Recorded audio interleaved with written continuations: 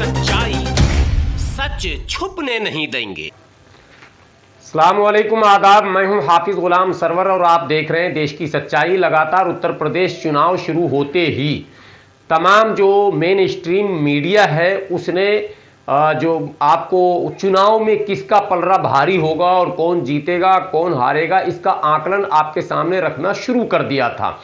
कई ऐसे स्रोत हैं जिसके माध्यम से आपको बताया जाने लगा था कि उत्तर प्रदेश में किसकी सरकार बनने वाली है और कौन हाशिए पर जाने वाला है। यह भी बताया जा रहा था पिछले 2 महीने से कि यदि अब चुनाव हुए तो क्या होगा, यदि अब चुनाव हुए तो क्या होगा। लेकिन देश की सच्चाई सही समय पर सही बात आप तक पहुंचाने के लिए आई है। अब जबकि पहले चरण का नामांकन समाप्त हो चुका है और नाम वापसी भी हो चुकी है, तो अब क्या होगा।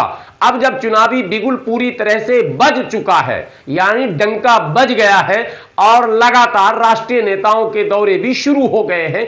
मुख्यमंत्री का दौरा हो चुका है पहले चरण के क्षेत्र में, गृह मंत्री का दौरा हो चुका है पहले चरण के क्षेत्र में। हालांकि बाकी दलों के राष्ट्रीय नेता अभी तक चुनाव के घोषणा के बाद, नामांकन के बाद क्षेत्र के दौरे पर नहीं आए हैं, चूंकि चुनाव आयोग का दिशा निर्देश है जिसका सभी लोग पालन कर रहे हैं। जो लोग सत्ता में हैं वो पालन नहीं कर रहे हैं। वो सारी चीजें मैं आपको लगातार दिखा रहा हूं, जो कैराना में हुआ, जो गाजियाबाद में हुआ, जो बुलंदशहर में हुआ, वो सारी तस्वीर आप तक पहुंच चुकी है। लेकिन होगा क्या? क्या गोदी मीडिया जो आपको बता रही है वही होगा या चुनाव परिणाम कुछ और होगा? अब जबकि प्रत्याशी मैदान में डोर टू डोर जाने लगे हैं, तो देश की सच्चाई ने ग्राउंड से जो रिपोर्टें मंगाई हैं उसके आधार पर जो आकलन है, आपको पता है कि पहले चरण में कुल 58 सीटों पर चुनाव होना है। जी हां, पहले चरण में कुल 58 सीटों में चुनाव होना है, वोट पड़ना है, जो कि पश्चिमी उत्तर प्रदेश में है। और वो जिले जहां पहले चरण में चुनाव होना है उसमें शामली, मुजफ्फरनगर, मेरठ, बागपत, गाजियाबाद, हापुड़, गौतम बुद्ध नगर, बुलंदशहर, अलीगढ़, मथुरा और आगरा शामिल है। ये तमाम जिले की 58 सीटें हैं, जिसमें शामली की 3 सीट, मुजफ्फरनगर की 6 सीट, मेरठ की 5 सीट, बागपत की 3 सीट, गाजियाबाद की 6 सीट, हापुड़ की 3 सीट और गौतम बुद्ध नगर की 3 सीट, बुलंदशहर की 7 सीटें और अलीगढ़ की 7 सीटें और मथुरा की 5 और आगरा की 9 सीटें शामिल हैं। इन तमाम सीटों पर चुनाव होना है पहले चरण में, यानी कि वोट पड़ने हैं। जी हां, 10 जनवरी को इसमें वोट हो जाना है, 10 फरवरी को इसमें वोट हो जाना है, यानी कि सर्दी रहते रहते मतदान हो जाएगा। परिणाम क्या होगा, पहले चरण में किसको कितनी सीटें मिलेंगी, तमाम आकलन के बाद, भगदड़ खत्म होने के बाद, इधर के लोग उधर और उधर के लोग इधर आने के बाद, रोने के तमाम वीडियो वायरल होने के बाद, वो आपने सारी तस्वीरें आपने देखी होंगी। देश की सच्चाई लगातार आप तक पहुंचा रही है। अब तमाम जाति, तमाम धर्मों की बातें सामने आने के बाद, किसानों के मुद्दे आने के बाद और तमाम तरह के वीडियोस वायरल होने के बाद और नाराजगी और रजामंदी तमाम चीजों को मैनेज कर लेने के बाद परिणाम क्या होगा, मतदाता किस ओर जाएगा, क्या होगा, एक एक जिले में किस तरह का परिणाम आएगा, यह बताने मैं आपके पास आया हूं। आपसे विनती है, गुजारिश है कि आप वीडियो को अंत तक देखेंगे और यदि आपको सच्चाई इसमें दिखे तो वीडियो को शेयर जरूर करेंगे। और यदि आपने अब तक देश की सच्चाई चैनल को सब्सक्राइब नहीं किया है तो प्लीज सब्सक्राइब जरूर करेंगे। जो स्थितियां पश्चिम उत्तर प्रदेश में है, अफवाहें जितनी भी उड़ाई जा रही है कि किसान जो है, किसान में विशेषकर जाट की बात आ रही है, और ये मैं नहीं कह रहा हूं, तमाम चैनल में खुलेआम इस तरह की चर्चा चल रही है जो कि नहीं चलनी चाहिए थी। किसान तो तमाम बिरादरी के लोग होते हैं, तमाम धर्म के लोग होते हैं, लेकिन जब जब किसान का नाम आता है तो गोदी मीडिया उसको जाट से जोड़ देती है।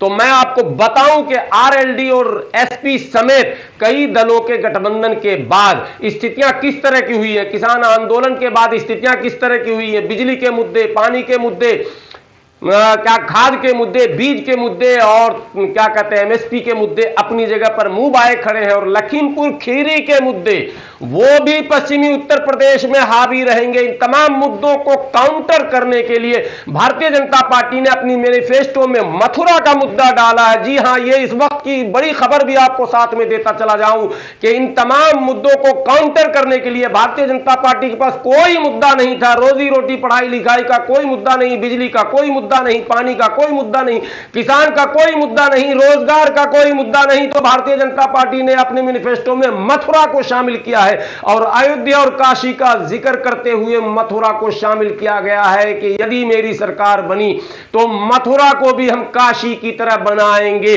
काशी का क्या क्या कायाकल्प हुआ वो सब आपको पता है और इस चुनाव में सारी रिपोर्टें आप तक पहुंच जाएंगी, इंतजार कीजिए। लेकिन इन तमाम चीजों के बावजूद होगा क्या? भारतीय जनता पार्टी को लाभ होगा या हानि? समाजवादी पार्टी को लाभ होगा या हानि? आरएलडी को लाभ होगा या हानि? किसको कितनी सीटें मिलेंगी? तो मैं आपको बताता चलूं, सबसे पहले सबसे बड़ा फायदा जो होने जा रहा है वो आरएलडी को होने जा रहा। पहले चरण के चुनाव में आरएलडी बहुत ही बेहतरीन पोजीशन में आ चुकी है। आरएलडी के पास केवल एक सीट इस वक्त मौजूद थे, केवल 2017 के चुनाव में मात्र एक सीट, लेकिन आरएलडी को मिलने कितने जा रहे हैं वो भी मैं बता रहा हूं। समाजवादी पार्टी को भी बहुत लाभ होने जा रहा है। जी हां, यह भी आपको बताता चलूं और इससे भी चौंकाने वाली खबर के बहुजन समाज पार्टी को भी लाभ हो रहा है। पिछले 2017 के रिकॉर्ड को यदि देखेंगे तो उससे कई गुना लाभ बहुजन समाज पार्टी को भी हो रहा। कांग्रेस भी नफा में दिख रही है। जी हां, और एक बड़ी चौंकाने वाली खबर, एमआईएम जो पहली बार चुनाव मैदान में उतरी है, जी हां, इसको जरूर सुनेंगे। एमआईएम भी खाता खोलने जा रहे हैं। ये देश की सच्चाई का अपना आकलन है। एमआईएम भी खाता खोलने जा रही है। और उससे भी बड़ी खबर, चंद्रशेखर के साथ गठबंधन करने के बाद यूडीए, जी हां, डॉक्टर अयूब और मौलाना आमिर रशादी मदनी की तमाम पार्टियां और इसके अलावा कई पार्टियां, भागीदारी पार्टी और कई पार्टियों को मिलाकर आजाद समाज पार्टी का जो गठबंधन हुआ है यूडीए का भी खाता खुलता हुआ दिख रहा है। यह पश्चिम उत्तर प्रदेश की बड़ी खबर आपको देने जा रहा हूं। 58 सीटों के प्रथम चरण के चुनाव में जो एक बड़ा नया उलटफेर होने वाला, मैं आपको बिंदुवार बताता चलूं। शामली, मेरठ, मुजफ्फरनगर, बागपत और मथुरा, आगरा, गाजियाबाद, गौतम बुद्ध नगर, इन तमाम जगहों की जो खबरें आ रही है लगातार, वो खबर ये है, हापुड़, शामली, इन तमाम जगहों की खबर मैं दे रहा हूं आपको। टोटल 11 जिलों में जो प्रथम चरण के 58 सीटों पर चुनाव होंगे उसमें किसको क्या क्या मिलेगा। जी हां, पहले आप सुने कान खोलकर, समाजवादी पार्टी को 17 सीटें मिलने जा रही है इस 58 सीटों में। जी हां, 17 सीटें। यह देश की सच्चाई का आकलन है। यह आकलन मैं आपके सामने प्रस्तुत कर रहा हूं। इसमें 1-2 का हेरा फेरी भी हो सकता है, 1-2 सीटें दाएं बाएं हो सकती हैं, किसी को नफा और नुकसान हो सकता है, लेकिन लगभग तस्वीरें।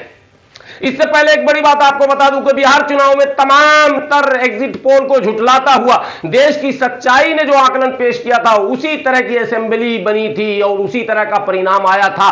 सिर्फ जेडीयू के विषय में जो कुछ कहा गया था उससे 4 सीट जेडीयू को कम मिला था। बाकी तमाम पार्टियों को जो बताया गया था वही सीटें मिली थी। कुल मिलाकर 1-2 सीटों का फर्क हो रहा। देश की सच्चाई का यह आकलन है। और बंगाल चुनाव पर भी हमने दिया था, आप मेरे डिस्क्रिप्शन में जाकर देख सकते हैं। देश की सच्चाई का आकलन अपने आप में एक मायने रखता है।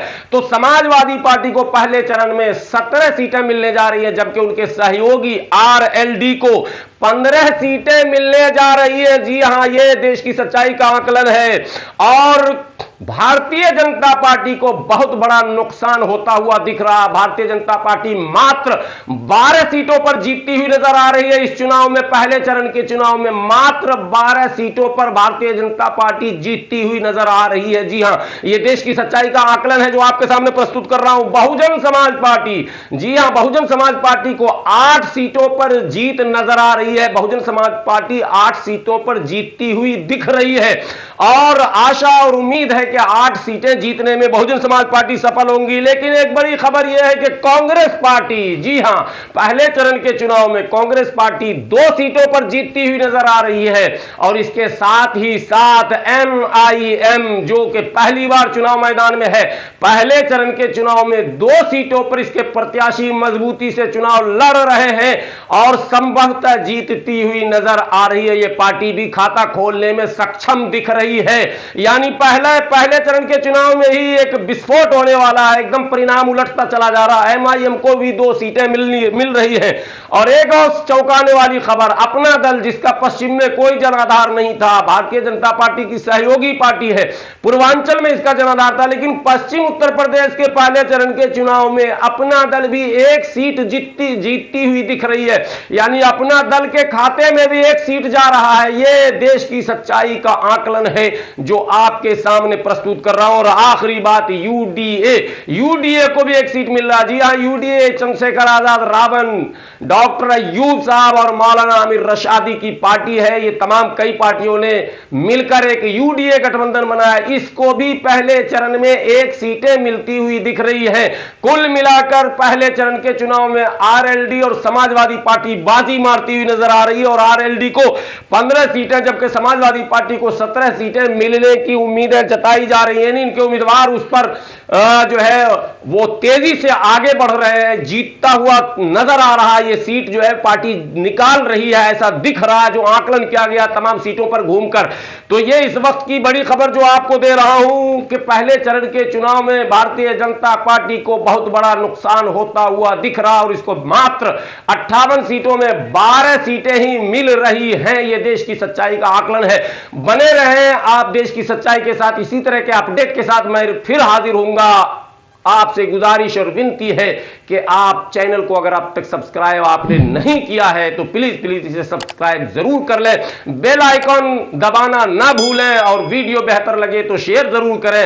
और इस ओपिनियन पोल अब इसको ना कहें, बल्कि अब इसको आप परिणाम ही मान लें। लगभग कैसी लगी ये वीडियो और क्या इसमें आपकी राय है, और आपके पास क्या फीडबैक है, क्या इनपुट है, आप कमेंट बॉक्स में जरूर लिखें। शुक्रिया।